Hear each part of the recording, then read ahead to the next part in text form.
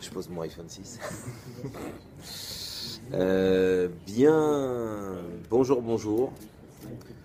On a, on a 45 minutes, un peu plus même, pour essayer de bien parler. C'est-à-dire quoi bien parler?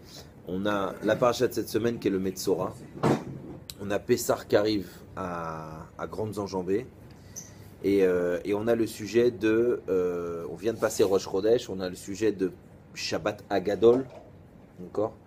Shabbat Agadol, c'est le Shabbat juste avant Pessah. Et Shabbat Achodesh, c'est le Shabbat qu'on avait juste avant Rosh Chodesh Nissan. Et tout ça, en fait, c'est lié. Parce que là, pour l'instant, je vous donne des titres.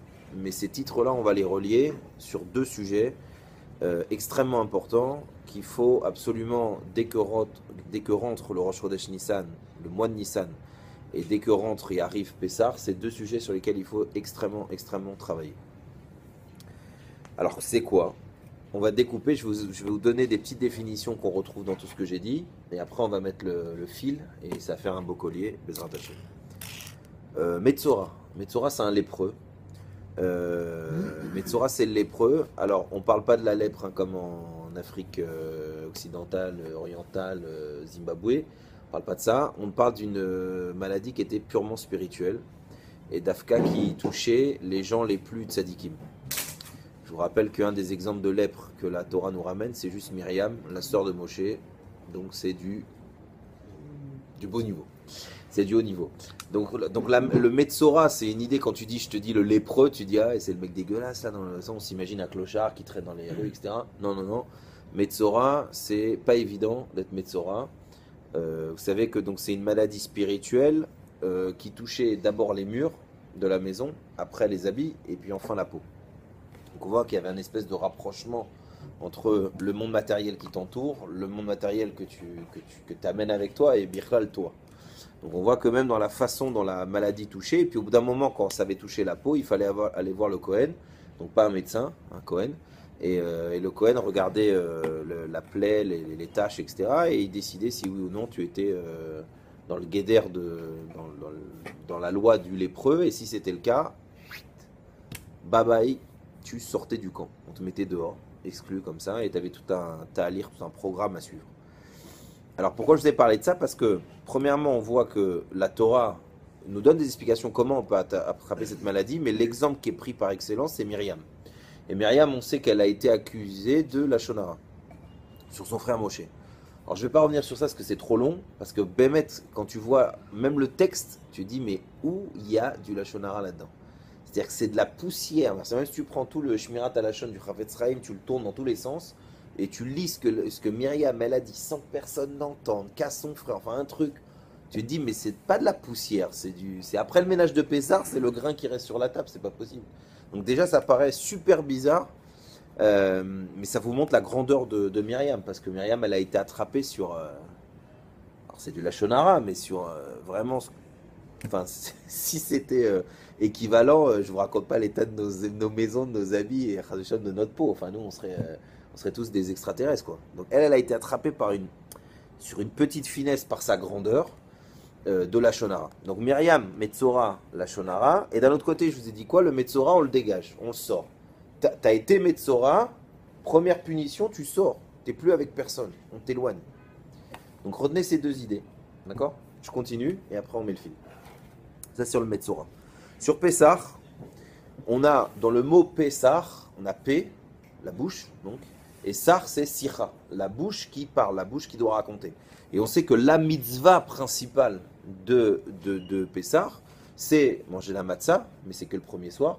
Par contre, c'est raconter, Vedibar Tabam, Leagid, Agada, raconter la sortie d'Égypte, raconter Pessah, raconter que Dieu nous a sauvés. Donc il y a un Inyan, là encore, il y avait Myriam d'un côté avec du Lachon Hara. Pessah, il y a un Inyan de Pessah, que la bouche elle raconte, qu'on raconte quelque chose, qu'on parle bien. Et je vous rappelle que l'ennemi numéro 1 de Pessah, c'était Paro. Et lui aussi, bon, c'est facile, que ça s'entend. Paro, c'est P-Ra, la bouche du mal. Donc, on voit bien que rien qu'au niveau de la bouche, il y a quelque chose qui se joue. Attendez, on va passer le fil à la fin. Bizarre. Autre chose, on sait que Pessah, c'est la naissance du Ham Israël, en tant que peuple. On était des enfants d'Yaakov, on était des tribus, on était ce qu'on veut, mais la compréhension, la naissance du peuple, ça commence avec la sortie d'Égypte jusqu'à le don de la Torah. Donc là encore, le Metzora, rappelez-vous, qu'est-ce qu'on lui a dit? On lui a dit, toi, tu as fait une erreur, tu sors du groupe. Tu sors du groupe. On ne veut pas te voir dans le groupe. Et puis d'un coup, à Pessah, on te dit, c'est la naissance du groupe, c'est la naissance du peuple. Ok, on continue. Il y a un sujet, donc ces deux sujets-là, maintenant, je vais mettre le fil et je vais vous expliquer en quoi c'est extrêmement important pour Pessah de comprendre ce qu'on va dire. Et après, Wabati Freb, 10%. Ça fait peur. Je vais vite balancer la sauce, comme ça au cas où ça s'arrête. Le dernier pourcent, il est vénère. Ouais. Vas-y. Donc, ça doit être trop important ce qu'on doit dire, comme d'habitude. Il y a une fois, j'ai fait un cours à ADC, à Herzliya, c'est une école de... Je sais pas si vous connaissez, une école genre de business, machin, ça. Je fais un cours là-bas parce que j'ai des élèves, j'ai pas mal d'élèves qui sont là-bas, dont un que je salue, Gabriel Dadoun. Donc, et donc j'ai fait un cours. Et je pense que c'était tellement important que le cours, il a duré 1h30, quoi, 2 heures à peu près. Une espèce de petite conférence, quoi. Et on a déménagé 4 fois d'endroit. C'est-à-dire tous les 20 minutes, il y avait un mec qui rentrait qui dit Slicha à Macom et tout, et lui il avait réservé et tout. Et il dit je suis désolé Jérémy, je sais pas ce qui se passe. Je dis moi je sais ce qui se passe, ça doit être trop important, ce que je dois être raconté, ce que Dieu il doit. Tu sais, il y a les forces du mal qui rentrent tout d'un coup et tout, c'était la guerre. Donc voilà, là, fais attention, si c'est important, j'irai jusqu'au bout. Alors, et si ça se finit, c'est-à-dire que ça sert à rien, t'effaces. Non, là je rigole. Donc, c'est quoi le truc? C'est que maintenant on passe le fil dans tout ce sujet. Tu as d'un côté le sujet que le Metzora, sa première punition, c'est qu'on le sort du peuple. On le sort du groupe. Et d'un côté, on te dit à Pessah que la force de Pessah, rappelez-vous au début, dans les premières parachutes qui parlent que ça commence mal l'Égypte, il y avait un peuple qui était fils de Yaakov, magnifique, attendu comme des héros, Yaakov reçu par Paro, etc., etc. Et d'un coup, on te dit en 2 phrases, ouais, bon, mais le problème, c'est qu'ils se sont éparpillés. Ils se sont saupoudrés un peu partout. Et ils ont commencé à se mettre un peu dans tous les endroits et à vivre comme les autres. Puis d'un coup, petite coupure. Ah, au fait, c'est des esclaves, ils se prennent des coups tous les jours. C'est un peu. Ils disent aussi que Paro il a changé et qu'il ne connaissait pas Yosef. Ouais, non, bien sûr, il y a eu les changements de direction aussi. Est-ce que c'était le même Paro? Rachid dit là-bas, c'était le même, mais il a changé son date. Il y en a un autre qui dit en Birklat, c'était un autre Paro. Mais c'est très bizarre que le peu d'ardoute qu'on venait de retrouver quand Yosef et ses frères se resserrent la main et s'embrassent, elle a duré très peu de temps. Et dès qu'on a commencé à se sentir à l'aise et à se barrer un peu dans les banlieues d'Égypte et s'éparpiller, boum, tout d'un coup on se fait balader et il y a un problème. Donc premier point, hein, Pessah ça doit être. Pessah c'est quoi? C'est d'abord une fête qu'on fait à la maison. C'est pas une fête, tu sais, où tu vas à la synagogue, un quart d'heure pour les plus rapides, 20 minutes, une demi-heure, 1 heure, ciao bambino, je rentre, c'était bien, ouais, hop, je prends l'équipage, je la mets dans la poche, et tout va bien, on continue la vie. Non, Pessah, c'est à la maison. C'est avec tes amis, c'est avec ta famille, Vedibartabam, t'as un inyan d'être au sein du peuple. Quand je dis peuple, ça peut être la famille, ça peut être ta femme, ça peut être... Peuple, ça veut dire nous, d'accord, d'autres juifs. Et on avait vu cette idée à Purim, d'accord. Mais à Pessah, là, c'est la naissance, on fait la naissance du Ham Israël. Donc forcément, dans cette fête-là, hein, il y a un truc que tu dois réfléchir, c'est de dire, attends, 2 minutes. Cette fête, elle n'est pas simplement une fête personnelle. J'aime Pessah, j'ai des bons minags, est-ce que tu aimes le psouki? Non, je préfère si. C'est pas que ça. C'est un yann national.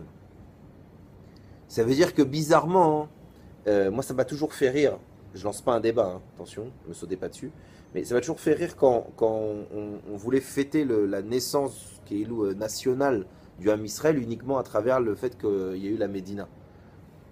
Mais la naissance nationale du peuple, c'est Pessah. C'est-à-dire qu'à la Pessah, on devrait, Yotam Profshi, on chante l'Aktiva, enfin ce que tu veux, chacun son tékès, mais c'est la naissance du Ham Israël en tant que peuple. Alors, il n'y avait pas de terre, oui, il n'y avait pas d'autres choses qui sont venues après. Mais la naissance nationale, en tant que nation, en tant que peuple, c'est vraiment Pessah. Et donc, tu ne peux pas rentrer dans Pessah et dans le mois de Nissan sans réveiller chez toi la conscience et la question de comment je vis le fait que je fais partie d'un peuple. Est-ce qu'en réalité, des fois, je décroche et en fait, je ferme ma voiture, tac, tac. De toute façon, ça se ferme automatiquement maintenant et je vis ma vie. Et des fois, il y a des événements, quelques fêtes, quelques copains, un juif qui se fait casser la gueule dans le 19e. Il y a des événements qui me réveillent que, ouais, Am Israël Chai, ouais. Je me moque pas, hein, c'est bien. Mais est-ce que c'est que comme ça que je vis la dimension du fait que je ne suis sorti d'Égypte que parce que Akadosh Baruch Hu voulait un peuple? Parce que rappelez-vous qu'à l'époque, d'abord il y a 4/5 qui n'ont pas voulu, qui ne se sentaient pas liés aux autres, et plus que ça, c'est que même quand on est sorti, très vite on a commencé à se taper sur le nez. Il a fallu plus tard qu'on soit peut-être la photo, la seule fois où on était tous ensemble, grâce à ça on a reçu la Torah. Donc ça veut dire que quand arrive Pessah, tu as une vraie question de dimension nationale, de dimension de peuple. Est-ce que toi, en tant qu'individu, tu as conscience que tu fais partie d'une grande chaîne qui s'appelle le Ham Israël? Et que cette chaîne-là, alors, je ne vais pas refaire le lourd non plus, mais que si le maillon du bout, de tête, ce que tu veux, mais enfin une chaîne, de toute façon, c'est en rond, donc c'est pas très excitant. Mais si toi, tu dis, ouais, le meilleur maillon, c'est les Haredi de Nebrak, l'autre, il dit, non, le meilleur maillon, c'est les sionistes de Gush Etzion, non, les meilleurs, c'est les juifs d'Ouman, etc. Mais t'as rien compris, c'est un chaînon, il y a C'est les Chabad, t'as pas compris. Non, ça, c'est sûr. Non, mais donc, c'est un chaînon. C'est un chaînon. La chaîne, elle marche parce que l'une et l'autre sont accrochées. Donc, si tu oublies, si tu ne vis pas cette chose-là, vous allez me dire, mais comment tu le vis? Qu'est-ce qu'il y a? Tu mets une kippa de chaque couleur, tu mets tous les drapeaux. Comment tu vis ce truc-là?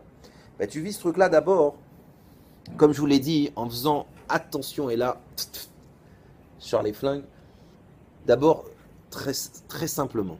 Moi, je suis Chabad. D'accord? Et si vous posez n'importe quelle question à quelqu'un, n'importe quel Chabad, c'est l'adresse où il ne faut pas passer Pessah, c'est chez un Chabad.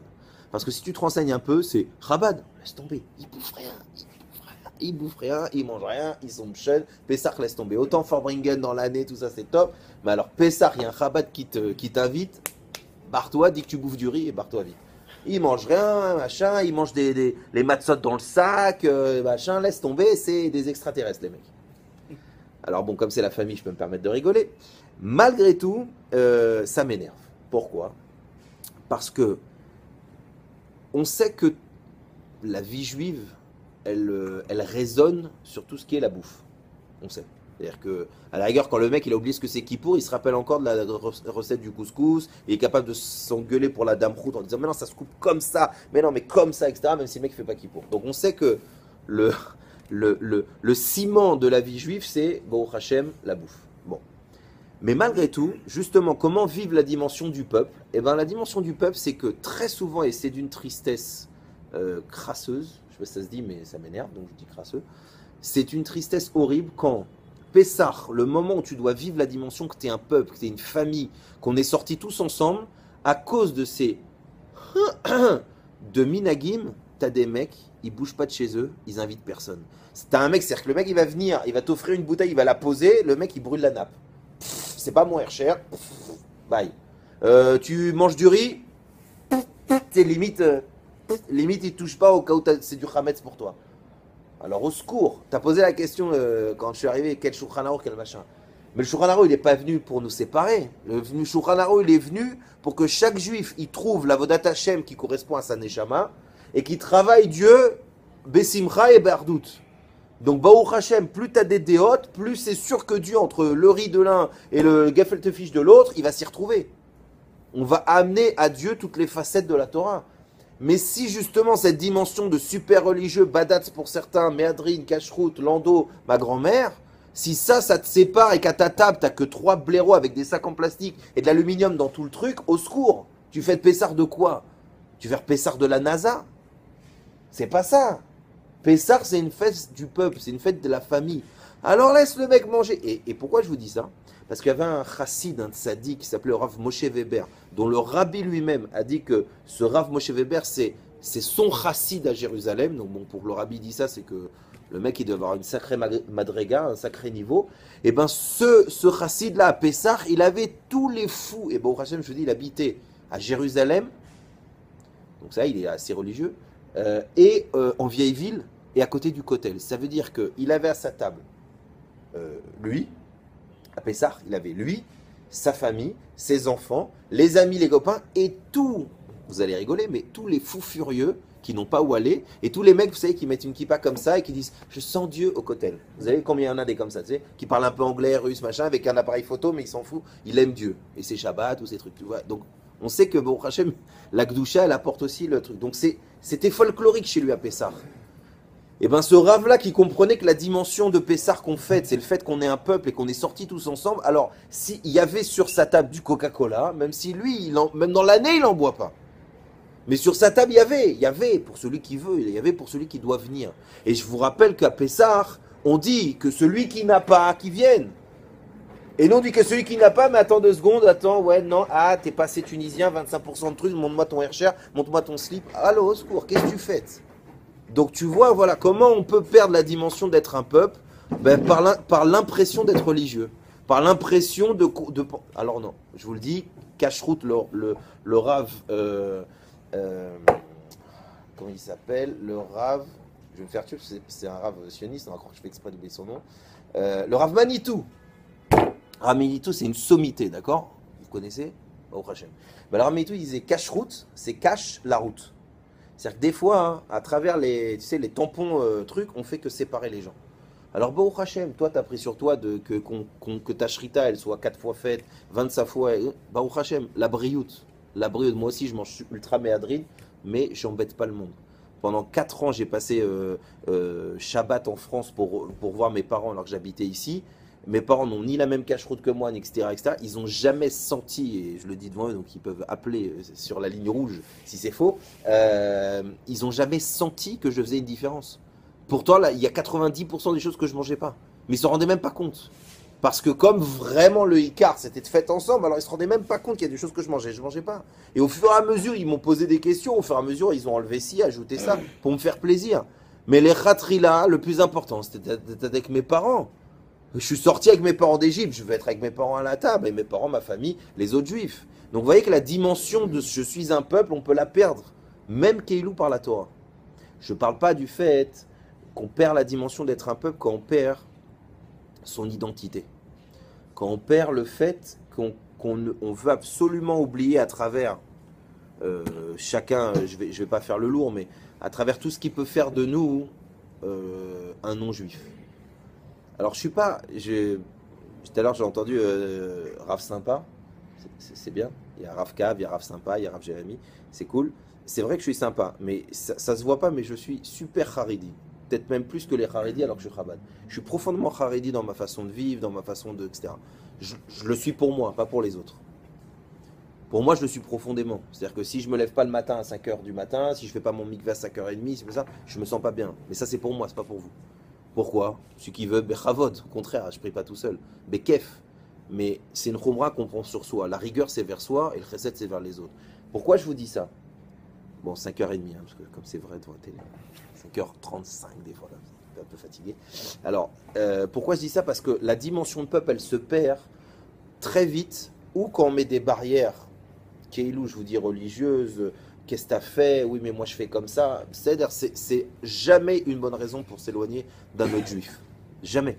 Et Pessah, il est là justement pour te rappeler qu'on est sorti parce qu'on était un peuple, parce que Dieu voulait un peuple. Dieu voulait pas des individus, il voulait une famille. Il voulait un âme, il voulait un peuple qui va être, par rapport au Goïm, une Mamlechet Kohanim, c'est-à-dire un peuple qui va montrer la direction, montrer comment on vit. Et vis-à-vis de nous, que chacun de nous, on est conscient qu'on est unique, mais en même temps qu'on fait partie d'un tout. Et c'est pour ça que cette dimension-là, je vous dis, on peut la perdre. Comme je vous l'ai expliqué, on peut aussi la perdre quand on se fait, excusez-moi, trop banané par tout ce qui est actualité, télé, Facebook. On se fait baigner là-dedans. Alors comment on peut se faire bananer? Je vais vous dire. On peut se faire bananer par ça parce que il y a 2 moyens. Il y a 2 moyens de faire tomber quelqu'un. Il y a ou trop le monter ou trop le descendre. D'accord? En gros, tu ne le laisses pas à sa place. La place d'un juif, c'est d'être dans son peuple. Quel que soit le maillon qu'il est. S'il va être le rachat, s'il va être le Chabad, s'il va être le grand-mère. Mais quoi qu'il arrive, s'il est conscient, comme on dit, que Tzibour, un groupe, c'est Tzadik, Benoni, Ve, Racha, c'est les lettres. Donc un Tzibour juif, il y a toute la dimension. Ça veut dire quoi? Ça veut dire que souvent, pour faire perdre un juif, on essaye ou de le faire monter trop, ou de le faire descendre trop.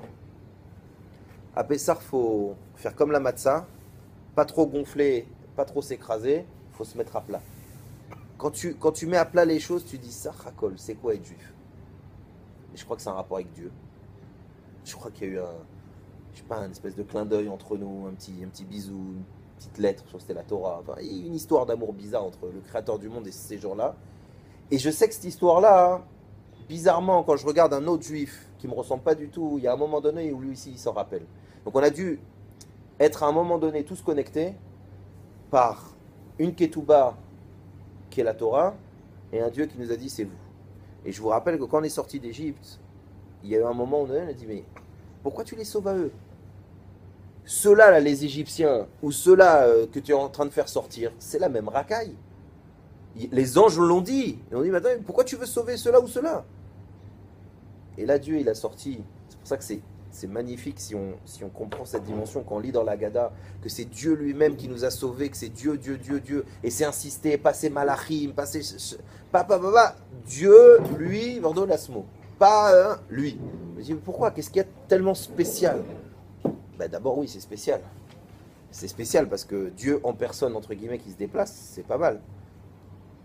Alors pourquoi c'est tellement beau cette histoire? Parce que la dimension de peuple chez nous, elle est indispensable. Indispensable. C'est-à-dire qu'un juif, c'est quelqu'un qui... N'importe quel. Quand je dis juif l'essence. Je ne vous parle pas aujourd'hui de est-ce qu'il habite à Mdebrak, à Tel Aviv, limite Ramat Gan ou Jérusalem Sud. Je ne parle pas de ça. D'accord? Ou Paris ou Montréal. Je vous parle qu'un juif dans son essence, le Zohar il dit que Dieu, un juif et la Torah, c'est une seule chose. C'est-à-dire que mais quand il dit un juif, il dit le Ham Israël en réalité. Israël, c'est écrit là-bas. Israël, c'est la dimension du Ham Israël, nous. Donc ça veut dire qu'au fond de nous, il y a quelque chose qui nous dit que si on était humble, c'est-à-dire que si on mettait les choses à plat, hein, ben c'est une certitude profonde en réalité que Dieu existe. On est des Mahamines, des croyants, fils de croyants. Quand à Pessah, on mange de la matzah, hein, qui est appelé le pain de la Emouna, c'est parce qu'au fond, on a beau faire ce qu'on veut toute l'année, on a beau embrouiller, même le soir de Pessah, on a beau éteindre discrètement, je ne sais pas pourquoi, ils font toujours exprès que le soir du Seder, il y a les matchs de foot les plus intéressants. Donc on a beau mettre le coude sur le son et regarder ou mettre la minuterie, malgré tout, on fait le coude et pourquoi? Parce qu'on sait que Dieu est là. Donc même dans notre misrak de toute l'année où on joue et que, ouais Dieu, mais il s'en fout que je ne fais pas Shabbat, mais il s'en fout que je ne sois pas si, malgré tout, on sait à qui on parle. Au fond de nous, il y a eu un contact face to face avec Akadosh Baruch Hu, qui fait qu'au fond de nous, en tant que peuple, et donc après en tant qu'individu, on ressent Dieu. Plus que ça, les Juifs entre eux, et vous allez me dire, alors lui il n'habite pas sur terre, les Juifs entre eux, c'est extraordinaire l'amour qu'ils ont les uns pour les autres. Alors c'est vrai qu'hélas, c'est souvent quand on se prend des coups ou quand il y a un ennemi qui touche à un de nous, qu'on se réveille. Imaginez, Bémet, une manifestation parce qu'il y a un noir qui s'est fait tabasser. Est-ce que vous avez déjà vu un truc pareil? Non. Mais nous, on a un juif qui se fait toucher. Pour une fois, tout Facebook fait quelque chose d'intéressant. C'est parle de nous, entre nous. Hein, vous savez, après la Shoah, hein, le rabbi il a insisté pour dire que comme il y avait Imar Shemo, Hitler, qui a voulu donner l'importance dans le mal, il a été capable de marquer qu'il y avait un juif dans une île en Grèce. Je ne sais pas si tu imagines la haine profonde, comme si un seul ça pouvait changer. Mais lui, dans le mal, il était capable, dans sa carte de la destruction du Ham Israël, il était capable d'aller chercher dans une petite ville de Grèce et marquer un, et d'aller le chercher. On a l'histoire, si vous allez à Yad Vashem, mais cette histoire de ce juif qu'on a déplacé, c'était à Ytre ou Hirt, je ne sais pas, une espèce d'île comme ça, où ils sont allés chercher ce juif. Tu te dis, mais qu'est-ce que c'est que ce délire dans la haine? Mais à le rabbi, après la Shoah, il a dit, moi je vais vous montrer ce que c'est ça dans le bien. Comment tu es capable d'aller à Tombouctou faire un Seder de Pessah. Le plus grand Seder de Pessah, c'est dans les îles là-bas, etc. C'est des Seders de 7, 10 000 personnes, juifs, complètement paumés, mais qui veulent être ensemble à Pessah. Ça veut dire qu'au fond de nous, il y a une compréhension du fait justement de la sortie d'Égypte, du fait du don de la Torah. Il y a une empreinte profonde chez tous les Juifs depuis ces moments-là qui se passe de génération en génération où on doit se rappeler de deux choses. On fait partie d'un peuple. Et après, la deuxième partie, vous allez voir, c'est ce que je vous ai dit par rapport à Myriam. Mais je veux finir sur la dimension du peuple. Pourquoi c'est important de sentir qu'on fait partie d'un peuple donc je vous dis, le peuple, si tu as du mal à te sentir concerné par tous les juifs, alors sois sympathique déjà avec tes voisins, avec ta famille, avec ta femme, avec ton oncle qui est un peu lourd et avec justement ton rabat qui ne veut rien manger. Venons, on essaye de jouer le jeu, au moins pour Pessar. Ce que je vous ai dit, c'est pour ça que quand Dafka, Pessar, les gens à cause de leur minagim, ils n'invitent pas les uns les autres, et j'ai envie de leur dire, mais Bémet, fermez la Haggadah. Fermez la Haggadah, ça ne sert à rien. Le but c'est qu'on soit ensemble. Tu sais quoi, alors vas-y, va manger au resto et fais un céder avec des gens. Le but c'est d'être ensemble. On est sortis ensemble. On a reçu la Torah ensemble. À partir de Pessar, il y a le compte à rebours positif jusqu'à Shavuot qui commence. Le but c'est d'être ensemble. Le but c'est de ressentir la dimension que c'était essentiel pour Dieu que tous les ratés, les beaux, les grands, les petits, les noirs et les gentils, que tout le monde soit ensemble. Comme on l'a sorti, l'empreinte de la sortie d'Égypte, ça nous touche à tous en tant que peuple. Pourquoi? On en a dit, on va commencer doucement à tourner vers le deuxième sujet. Mais avant, pourquoi c'est tellement important? Je répète encore une fois. Parce que, vous savez que, rappelez-vous une chose. Ça, je ne sais pas si je vous l'ai déjà dit, mais si je ne vous l'ai pas dit, vous pourrez me taper à la fin du cours, hein, pas devant la caméra, ça ne se fait pas. C'est que il y a un secret qui est donné comme ça, d'Afka c'est à la fin des temps exprès, du Zohar et de la Chassidoute, qui te dit un truc, quand tu le lis, tu dis, oups, bizarre. Il te dit que Dieu, il veut pas juger le Ham Israël.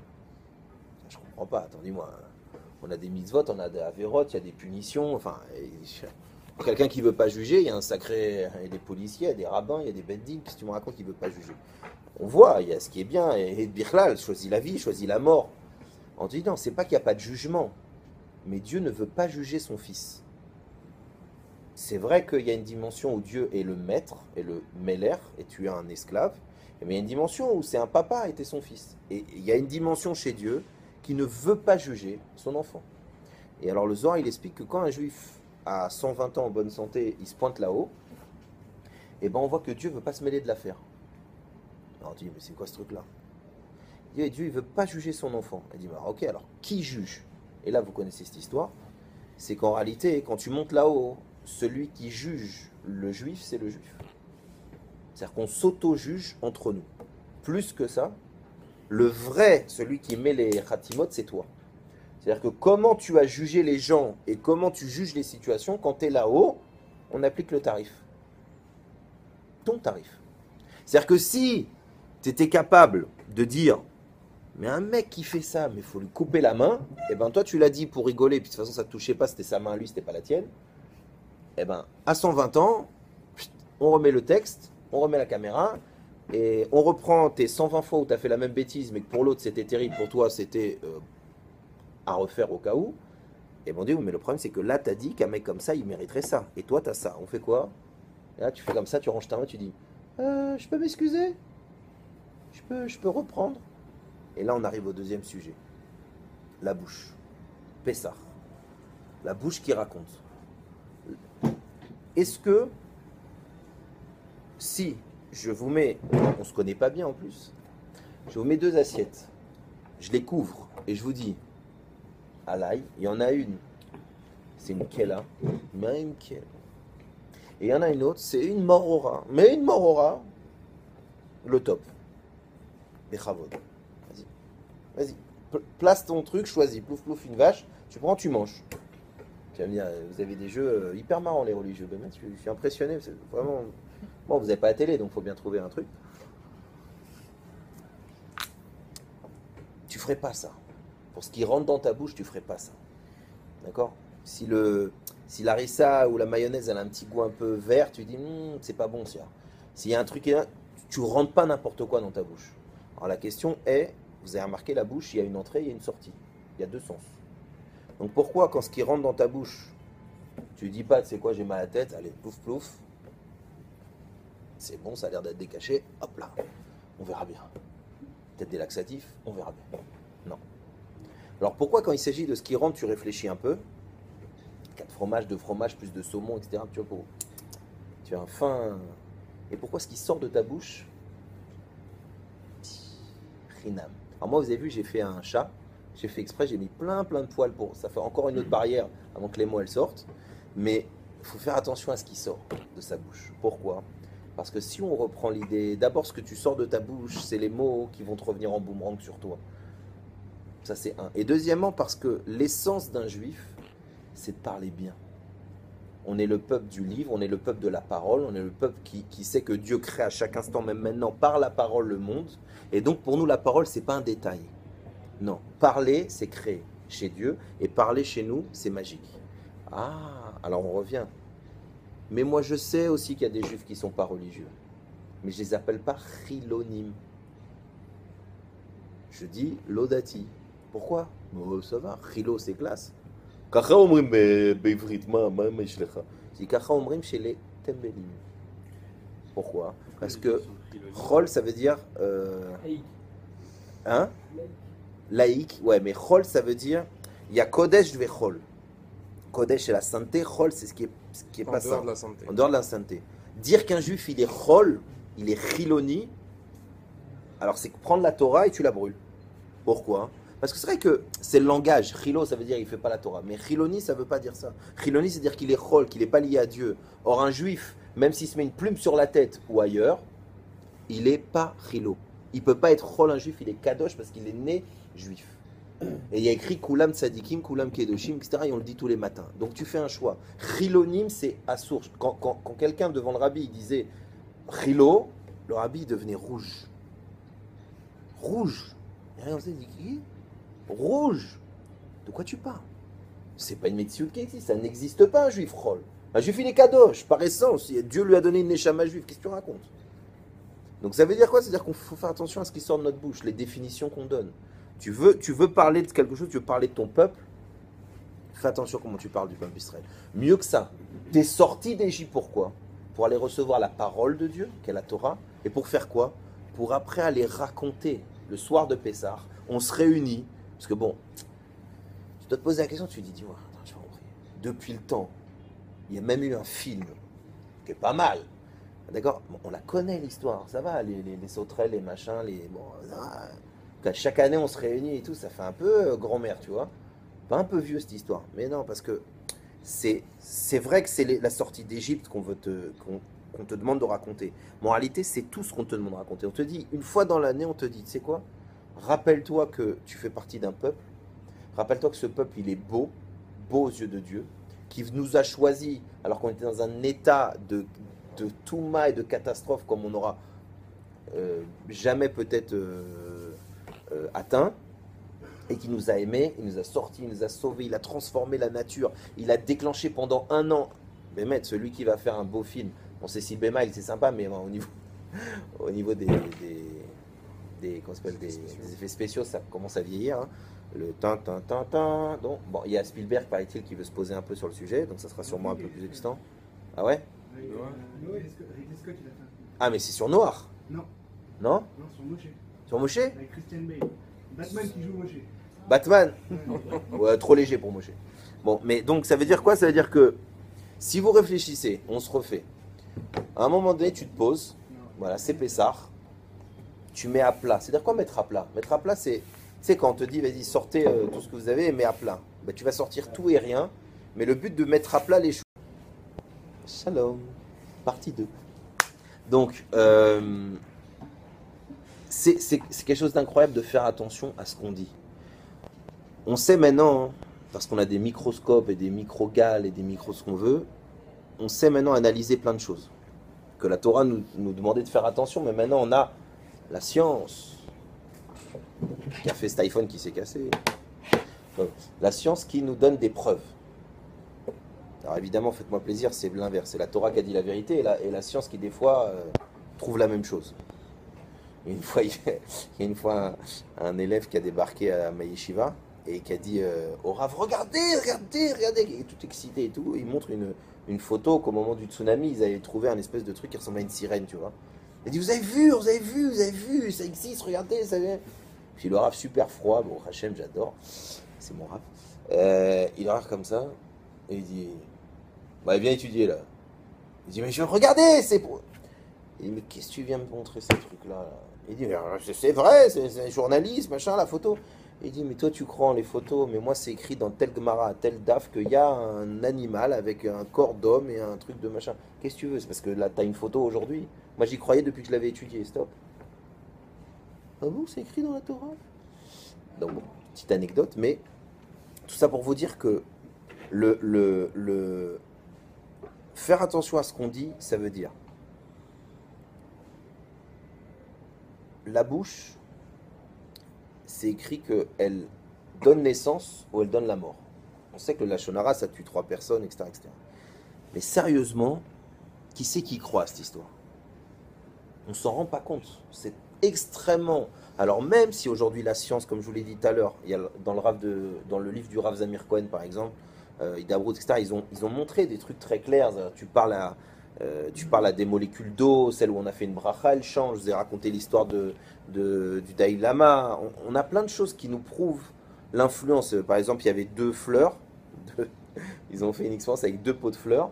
Il y en a un où il rentrait, il n'y avait que des cris, des insultes, des musiques fortes et machin. Et une autre, c'était musique calme et il la caressait. Ah, t'es belle, ah, t'es gentille ma plante, machin. Et ben celle qu'on parlait bien, elle est toute belle et l'autre, elle...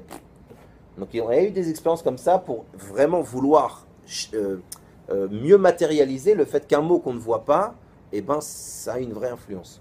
Mais Tachles, venez, on arrête de dire la science. On peut réfléchir avec notre tête, ça suffira. C'est évident que si tous les matins on se réveille en disant Modéani lefanecha melech, il y a des chances qu'on pense à Dieu dans la journée. Puisque les premiers mots, c'est des mots en hébreu pour dire je remercie Dieu. Il y a des chances que si un gosse, tu lui dis ça va mon fils, au lieu de espèce de crétin, il y a des chances qu'il ait un peu plus, que son pourcentage de confiance en lui soit plus grand si tu l'aimes et si tu lui dis. Donc sans être des grands scientifiques, on peut comprendre que l'importance et l'influence des mots et de la manière dont on parle à des personnes et à des moments, ça a un impact. Donc Pessar, c'est le moment de se dire, regarde, est-ce que ma bouche, je l'utilise bien? Ou est-ce que, rajoutez-vous une barbe, ou ce que vous voulez, mais il y a 5 barrières pour faire attention que le mot y sort. Il faut les utiliser. Il faut les utiliser. À Pessar, il faut vraiment, à la rigueur, comme la matzah c'est des fois un peu bloquant, ben, tant mieux, garde-en 2-3 morceaux dans la bouche, comme ça ce qui sort, ça sera plus filtré. Pourquoi? Parce que c'est extrêmement important. Il y a une histoire dans la Gemara pour expliquer l'importance de la bouche. Il y a un roi qui a un fils, et son fils est très malade. Et le docteur dit, écoutez, j'ai une bonne nouvelle, c'est que le seul remède à cette maladie, il faut du lait de lionne au moment où elle donne à téter son lait à ses lionceaux. Elle dit, tout ce que tu as trouvé, il n'y a pas une plante, il n'y a pas un truc, non, c'est ça. Bah, évidemment, c'était pas évident d'atteindre la lionne sans se faire arracher un bras.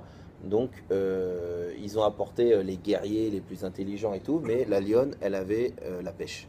Et impossible de récupérer le lion. Et donc, la Gemara dit... Et un jour, il y a un juif qui a dit, bon, bah, moi, je vais essayer. Et qu'est-ce qu'il a fait? Il s'est mis devant la lionne et il l'a regardé comme ça une journée entière. Et puis la deuxième journée, il l'a regardé, mais il était à 10 cm de plus. Et puis la journée 1, et 3 cm, 4 cm, 5 cm. Et pendant 1 mois, 2 mois, elle s'est habituée à lui, jusqu'à qu'il se met à côté, jusqu'à qu'il pose sa main sur elle, jusqu'à qu'il s'allonge, jusqu'à qu'ils connaissent le nom de tous les lionceaux, etc., qu'il se gratte avec eux un peu. Au bout d'un moment, pas agressant ce truc, et puis arrive la tétée, il se met à côté, rien, deuxième jour, pss, il pisse un peu, il prend, et il s'en va, tout heureux. J'ai réussi. Et sur le chemin, il y a le corps de ce juif qui s'excite. Parce que la tête dit, alors attends, imagine là, je vais aller voir le roi, je vais lui donner le lait de lionne, et je vais sauver son fils. Mais alors, mais qu'est-ce que je vais bien pouvoir lui demander en échange? Et donc la tête est en train de réfléchir, ah mais attends, mais qu'est-ce que j'ai vraiment envie? Et là, le corps se met en ébullition, et chacun dit, attends, moi je sais ce que je veux. La main, elle dit, attends, qui c'est qui a pressé et qui a fermé la bouteille? C'est moi. Alors moi, la main, je veux qu'on demande au roi ça, ça et ça. Les jambes, ils disent, quoi? espèce de rigolo, mais qui t'a approché de la lionne? C'est moi, alors moi je veux ça et ça. Et l'autre il dit, ah ouais, mais qui a eu l'idée? Et tout le corps, chacun avec son argument s'excite en disant, mais c'est moi, c'est moi, c'est moi, c'est moi, c'est moi, donc on demande ça, on demande ça. L'autre il a la tête comme ça, tout le truc il tremble, il arrive devant le roi et il dit écoutez, il y a quelqu'un qui a priori a le sérum de lait. Donc, le roi tout content, l'autre il arrive, et lui dit, c'est du lait de lionne. Et il dit, oui, oui, c'est c'est du lait de cerf. Le roi, ça fait 2 mois qu'il voit son fils mourir, il sort son arme, il s'avance vers lui, il fait, ça te fait rire en plus? C'est-à-dire, tu viens jusqu'à mon palais pour te moquer de moi? Il dit, je te coupe la tête tout de suite. Tout le corps hurle à la bouche, mais arrête de dire des bêtises, il va nous couper la tête. Il dit, c'est qui le roi? Il dit, mais attends, mais c'est pas le moment de discuter. Il dit, la bouche, elle dit, c'est qui le roi? C'est toi, c'est-à-dire, la bouche, t'es le roi, c'est toi qui décides. Et il dit, ah non, non, excusez-moi, le roi, c'était l'émotion, c'est du lait de lionne, donnez-le tout de suite, vous allez voir, tout va bien. Donc cette Gemara là, elle nous explique comment Bémet, la bouche, elle te met à la limite de la vie ou de la mort. C'est un machal. Maintenant, vraiment. C'est ça qu'on appelle ça le palais. Exactement, le palais. Exact, il y a le palais du roi. Il faut savoir qu'en Kabbalah, vous savez que chaque partie du corps, elle correspond à une sphira. D'ailleurs, sphira, c'est faire briller, c'est Sipour, c'est les sapers. Le but qu'on raconte quelque chose, c'est faire briller. Moi, je te raconte une partie de foot, tu as l'impression que je suis Ronaldo. Et pourtant, tu me vois avec le ballon, c'est pas le cas. Parce que je raconte bien. Alors, je dis pas, je ne vais pas vous dire ça au roi de la déballe ici, mais l'idée, c'est d'utiliser sa bouche pour embellir Dieu, pour embellir notre vie. On sait qu'on parle à Dieu dès qu'on a des embêtes. Ça, on sait, on connaît, on grogne. Mais il y a des moments dans l'année où il y a des moments où on doit utiliser notre bouche pour bien parler de ses enfants, bien parler de situations, bien parler de ce qu'on a, etc. Pourquoi? Parce que c'est le secret de la libération. Pourquoi je vous dis tout ça? Pas parce que, bon allez, venez, on se prend un mois, on essaye d'être meilleur, etc. C'est pas ça. C'est que Pessar, c'est quoi? C'est la naissance du peuple, recevoir la Torah et sortir de l'Égypte. L'Égypte, on sait que c'est tout ce qui nous bloque. Alors vas-y, je te dis, si par exemple tu me dis j'ai des problèmes de ça, de parnassage, je te dis, ben, tu sais quoi? Premièrement, fais un travail d'Avat Israël avec les autres. Avec les autres. Mais attends, Jérémy, je viens de te voir, je te dis que j'ai des embêtes. Qu'est-ce que tu me gonfles là à me dire, bah, tu sais quoi, va t'occuper de quelqu'un d'autre, t'as rien compris quoi? Toi, occupe-toi de moi. Je dis, moi, je vais le faire. Mais d'abord, si tu veux recevoir une bracha, fais du bien autour de toi. D'accord? Pourquoi? Parce que le monde, il tient sur le chesed. Donc, d'abord, première chose, fais du bien au Ham Israël. Deuxièmement, parle bien. C'est-à-dire quoi, parle bien? Ça veut dire qu'il y a des fois, hein, on ne se rend pas compte qu'on se bute tout seul. Comment? Très simple. Tu fais quoi à Pessar? Oh, j'en sais rien, purée. Tu l'as tué, la fête. Tu l'as tué, j'en sais rien, purée. Ça veut dire, t'as enlevé 3 jours du calendrier. Tu te dis, alors tu vas là, tu te réveilles demain? Hein, c'est mort. Quoi, c'est mort? Qui est mort? Shalom. Et de Gadal, qu'est-ce qu'il y a? On fait Kaddish, machin. C'est quoi, c'est mort? Mais c'est toi qui t'es enterré. C'est mort, c'est violent comme mot. Il faut savoir qu'on s'enterre avec nos mots. C'est nous qui faisons ça. Dis à quelqu'un, alors on est quand même plus réactif qu'une plante, dis à quelqu'un, tu vas y arriver. Dis-toi à toi déjà, parle bien de toi. Dis, je vais réussir à faire ça. Je vais m'entraîner à faire ça. Apprendre à parler positif. Ça a un impact incroyable. Vous savez que, évidemment, de quelqu'un d'autre. De quelqu'un d'autre. Si quand tu parles de ta femme, de ta maison, de ta voiture, de ce que tu as, tu rentres des petites phrases simples. Baruch Hashem, Toda Lael, super, c'est bien, Sacha. Doucement, doucement. On pourrait dire, une fois par jour, Abdallah. C'est tout. On a remercié Dieu. Pourquoi nous, Baruch Ata Hashem pour ça, Baruch Ata Hashem pour ça? Parce que plus tu fais des louanges, plus tu parles, plus tu sors du bien de ta bouche, plus la bouche qui est créatrice, elle t'entoure d'une fumée de bonnes choses. Il faut savoir que ça a un impact. Combien d'élèves, et pourtant, moi, je ne peux pas dire que je ne suis pas un tzaddik, il ne faut pas mentir, mais... Il y a eu une expérience oui. comme ça avec des gouttes d'eau. Oui, je t'ai dit, gouttes d'eau dans le rasoir des oreilles. Mais si ça marche pour l'eau et les plantes... Mais vous savez le nombre d'élèves que j'ai eu sur les 10 ans là, bon, des fois ils avaient des problèmes et je vous jure, je ne savais pas du tout comment les régler. C'était tu sais, il y a des choses avec d'autres personnes, c'est des gens en France, c'est de la famille ici, c'est un problème avec telle personne. Il y a des fois, tu sais pas comment régler. D'abord parce que t'as pas les gens en face de toi. Et des fois, t'as qu'une seule personne, mais lui, il souffre de 50 choses.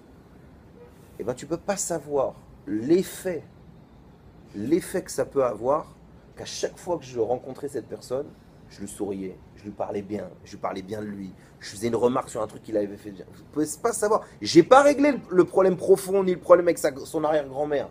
Mais doucement, doucement, en lui parlant bien, cette neshama, ce rouach-là, de Tov, il passe chez lui. Et après, il arrive à le redonner. Il arrive à y croire. Alors nous, on a vu, quand on était petit, un crapaud qui se fait embrasser, ça devient un prince. Alors laisse Walt Disney de côté. Mais parle bien d'un juif, tu vas le rendre un prince. Parle bien de ton peuple, tu le protèges. Parle bien de Dieu, il est avec toi. Pourquoi aujourd'hui, dans le courant Breslev, on insiste? C'est peut-être le premier mot qu'on va te sortir après Ouman, c'est l'aïbo des doutes. Parle à Dieu, parle à Dieu. Des fois tu dis, mais à quoi ça sert?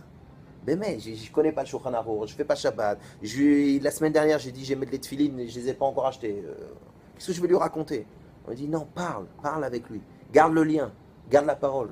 Nous, c'est ça le problème, c'est que nous, on a de plus en plus d'appareils pour être en contact et on ne sait plus parler. On fait des lol, des bars, des machins. On ne sait plus se parler. Même on fait tout en kitsour. Je t'aime, c'est 3 lettres. Je ne sais pas comment ils arrivent à le faire. Donc ça veut dire que nous, on a un travail en Nissan de parler bien, de faire sortir les mots. S'il y a des choses que vous n'avez pas encore dit, que vous avez toujours voulu dire, là, décroche ton téléphone et dis-le maintenant. Profite de ce mois-ci. Pourquoi? Parce que c'est le mois des miracles. Ça veut dire que si tu vas un peu baisser ton orgueil et tu vas parler, tu vas dire, tu sais quoi, ce cousin, ça fait longtemps que je ne l'avais pas eu, ben, je vais lui dire que ça fait longtemps que je ne l'ai pas eu. Lui, je vais essayer de faire ce travail-là, hein, de me dire, regarde, imagine. Bon, Hachem, Dieu a fait un truc sympa, c'est que de la bouche, ça sort des odeurs, des bonnes ou des mauvaises. Donc, imaginez que les mots ont une odeur. Et bien, commence à parfumer les gens avec du Chanel numéro 5 pour ceux qui aiment. Parfume les gens autour de toi, parfume ta vie de mots qui sont bons. De mots qui sont beaux. Et je vous dis, tu vas me dire, mais ça ne change pas la Metsiout. Et là, je te répondrai, mais Dieu, pendant que tu dis cette bêtise, lui, il crée à l'instant, là, maintenant, là, quand je te parle, il crée avec la parole. Qu'est-ce que tu oses me dire que ça ne change pas la Metsiout? Ça ne change pas la réalité. Dieu, maintenant, il est en train de créer avec la parole. Tu me dis que la parole, c'est un détail. Quand je vous ai dit, chaque partie du corps, elle est par rapport à une sphira. La sphira de la bouche, c'est la malchoute, c'est la royauté. La royauté, c'est quoi un roi? Il est cholette sur tout, il a la maîtrise sur tout. Donc comment tu peux me dire que c'est pas important? Donc là, Bezrat Hashem, et voilà, je conclue là-dessus. On a vu 2 choses. On a vu que là, c'est évidemment, je parle de ce mois-ci, mais vous pouvez le garder toute l'année. Hein, c'est pas grave d'aimer son peuple et de parler bien tout le reste de l'année. Mais là, on a une opportunité, on a une porte qui s'ouvre. On a que à Kadosh Baruch Hu, à un moment donné, même quand on était à peine, on avait peut-être 2-3 mots en commun. On était dans la Touma la plus grande. On était tous enfermés, chacun avec ses tristesses et ses problèmes, etc. Akadosh Baruch Hu, il a fait un miracle. Là, le mois de Nissan, c'est un mois de miracle. C'est un mois, vous savez qu'il y a une bracha qu'on fait, Birkat Ilanot, où on dit, regarde comment Dieu, Akadosh Baruch Hu, il crée, etc., etc. Quelqu'un qui se pose la question, il se dit, mais ils sont complètement tarés, le mec. Il habite à côté de Vincennes, d'accord, Vincennes, Fontenay-sous-Bois. Ça fait 40 ans qu'il habite le quartier. Puis d'un coup, les mecs, imagine un goy qui se balade.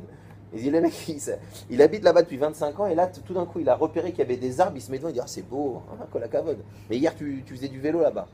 Non, mais on sait que c'est beau. Mais tu sais, il y a des fois, c'est important de le dire. Ta femme aussi, elle sait que tu l'aimes, mais des fois, elle aime bien l'entendre. Ton fils aussi, il sait que ça racole, tu sais qu'il va réussir, mais des fois, il aime bien l'entendre. Toi aussi, pour toi-même, tu sais que tu es proche de Dieu, mais des fois, dis-le. Je suis proche de toi, Dieu, je t'aime, je veux m'avancer. Dis-le, sors, parce que plus tu l'exprimes, et plus il va t'aider, ça ouvre des portes, ça fait tomber la bracha, ça fait tomber la refoua. Refoua, en hébreu, la guérison, c'est les lettres de paix, la bouche, or, la lumière. On apporte la guérison de notre âme et la guérison du monde quand on parle bien du Créateur, quand on parle bien du peuple qui a été choisi par le Créateur pour ramener la parole de Dieu sur terre. Alors je vous dis, c'est un beau travail qu'on a, Bezrat Hashem, qu'on arrive chacun de nous à sortir des mots qui sont doux, des mots qui viennent du cœur, des mots qui sont importants, des mots qui sont pesés, d'accord? C'est pour ça que Il y a des mecs là aussi à Pessah, ils pèsent la truc, pèsent la matzah, pèsent le rotzet, machin, il faut 25 grammes, etc. Ok, il faut aussi peser les mots, et Bezrat Hashem, grâce à ça, on aura, par la parole de Dieu, l'annonce qu'on attend, c'est la Géoula, Vitiva Shlema, Aliédé, Mashiach Tzidkeinu. Comme ça on fait? Amen. Et Allah.